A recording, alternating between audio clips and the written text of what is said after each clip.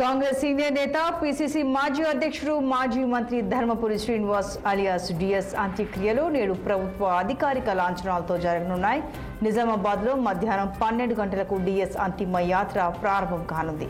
ప్రగతి నగర్లోని నివాసం నుంచి కంటేశ్వర్ బైపాస్ రోడ్డు మీదుగా అంతిమ యాత్ర సాగనుంది. బైపాస్ రోడ్డులోని వ్యవసాయ క్షేత్రంలో అంత్యక్రియలకు ఏర్పాట్లు చేశారు. డిఎస్ అంత్యక్రియలో సీఎం రేవంత్ రెడ్డి పాల్గొంటారు. డిఎస్ మరణానికి సంతాప సూచకంగా గాంధీ భవన్లో కాంగ్రెస్ జెండాను అవనతం చేశారు.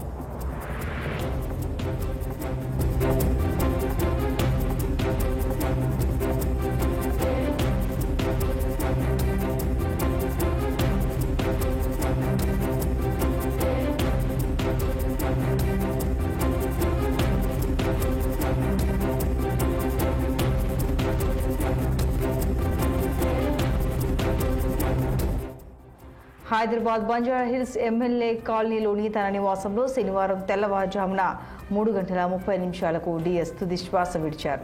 కొంతకాలంగా అనారోగ్యంతో బాధపడుతున్న ఆయన హైదరాబాద్ సిటీ న్యూరో హాస్పిటల్కు తరలించగా అప్పటికే మృతి చెందినట్లు వైద్యులు తెలిపారు.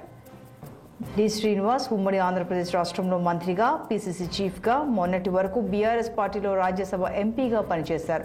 ధర్మపురి శ్రీనివాస్ చిన్న కొడుకు ధర్మపురి అరవింద్ నిజామాబాద్ ఎంపీగా గెలిచారు. ధర్మపురి శ్రీనివాస్ పెద్ద కొడుకు కాంగ్రెస్ పార్టీలోనే కొనసాగుతున్నారు. డి శ్రీనివాస్ మృతి పట్ల పలువురు రాజకీయ నాయకులు సంతాపం తెలుపుతున్నారు.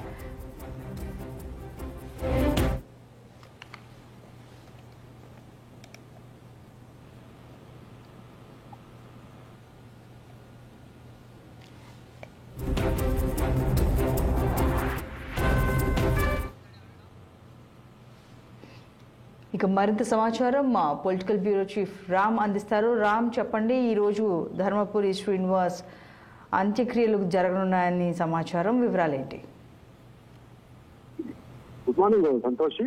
ఏదైతే సీనియర్ రాజకీయ నేత, ప్రస్తుత కాంగ్రెస్ పార్టీ నాయకుడు డి శ్రీనివాస్ గత ప్రాణంగా అనారోగ్యంతో బాధపడుతూ నిన్న ఉదయం తెల్లవారుజామున 3:30 గంటల సమయంలో హైదరాబాద్ బంజారాహిల్స్ సిటీ న్యూరో ఆసుపత్రిలో మరణించడం జరిగింది. నిన్న మొత్తం కూడా ఆయన భౌతికాయాన్ని హైదరాబాద్ బంజారాహిల్స్ తన ఎమ్మెల్యే కాలంలో నివాసంలో ఉండడం జరిగింది. పలువురు ప్రముఖులు, రాష్ట్ర ఉప ముఖ్యమంత్రి పట్టి విక్రమార్కతో పాటు మంత్రులు, మాజీ మంత్రులు, వివిధ పార్టీల కేంద్ర హోంశాఖ మంత్రి, కేంద్ర మంత్రి కిషన్ రెడ్డి అందరూ కూడా భౌతికాయంపై పుష్పగుచ్చాలు నివాళులర్పించడం, ఆ కుటుంబాలకు ప్రగాఢ సానుభూతిని కూడా తెలియజేయడం జరిగింది. అయితే నరేంద్ర మోడీ కూడా టీఎస్ సంతాపాన్ని ప్రకటించడం జరిగింది. అయితే డి శ్రీనివాస్ అంత్యక్రియలకు నిన్న ముఖ్యమంత్రి రేవంత్ రెడ్డి తుది షెడ్యూల్ ఉన్న నేపథ్యంలో నిన్న ఉదయం 12 గంటలకి ఢిల్లీ నుంచి వచ్చిన ముఖ్యమంత్రి వరంగల్ లో అభివృద్ధి పనుల కోసం శంషాబాద్ ఎయిర్పోర్ట్ నుంచి నేరుగా వరంగల్ కు వెళ్లడం జరిగింది. దాదాపు 4-5 గంటల పాటు వరంగల్ లో హన్మకొండలో పర్యటించి అభివృద్ధి పనులకు శ్రీకారం, సమీక్షా సమావేశాలు, అనేక కార్యక్రమాలు కూడా పాల్గొన్న నేపథ్యంలో నిన్న డిఎస్ భౌతికాయాన్ని సందర్శించేందుకు సీఎం బిజీగా ఉన్న నేపథ్యంలో ఇవాళ ఉదయం 10 గంటలకి నిజామాబాద్ వెళ్తున్నాడు ముఖ్యమంత్రి రేవంత్ రెడ్డి. నిజామాబాద్ లో ప్రస్తుతం ఏదైతే డిఎస్ భౌతికాయం ఉందో భౌతికాయంపై పుష్పగుచ్చాలు నివాళులర్పించి తన కుటుంబ సభ్యులను పరామర్శిస్తారు. అనంతరం మళ్ళీ నేరుగా ఢిల్లీ హైదరాబాద్ కు వెళ్తారు.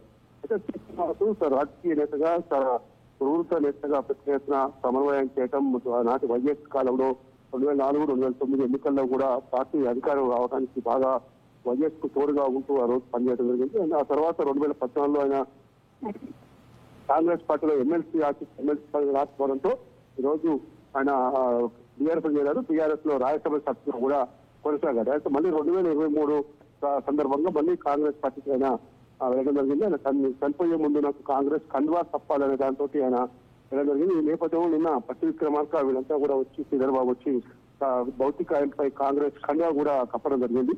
ఇందులో భాగంగా ఇవాళ నిజామాబాద్ లో తన సొంత గ్రామంలో అంత్యక్రియలు జరుగుతున్నాయి. రామ్, ఇంత సుదీర్ఘ రాజకీయ నేపథ్యం ఉన్న సీనియర్ నేత కన్నుమూశారు. అలాగే అంటే ఏపీ సీఎం చంద్రబాబు కానీ, అలాగే మోడీ కానీ అంటే ట్విట్టర్ ద్వారా అయితే సంతాపం వ్యక్తం చేశారు. ఎవరైనా ఇంకా ప్రముఖులు అంత్యక్రియల్లో పాల్గొనే అవకాశం ఉందా?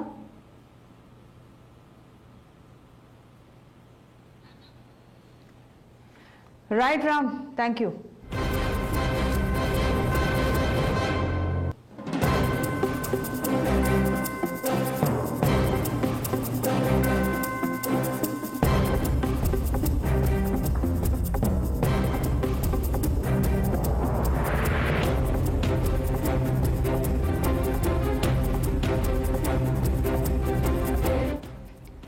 డిఎస్ 1989లో తొలిసారిగా ఎమ్మెల్యే అయ్యారు. తర్వాత 1999, 2004లోనూ ఎమ్మెల్యేగా చేశారు. 2004, 2009 ఎన్నికల సమయంలో పీసీసీ అధ్యక్షుడిగా పనిచేశారు డిఎస్. 2014 తర్వాత బీఆర్ఎస్ పార్టీలో చేరి రాజ్యసభ సభ్యుడిగా కొనసాగారు. తిరిగి 2023లో కాంగ్రెస్లో చేరారు ధర్మపురి శ్రీనివాస్.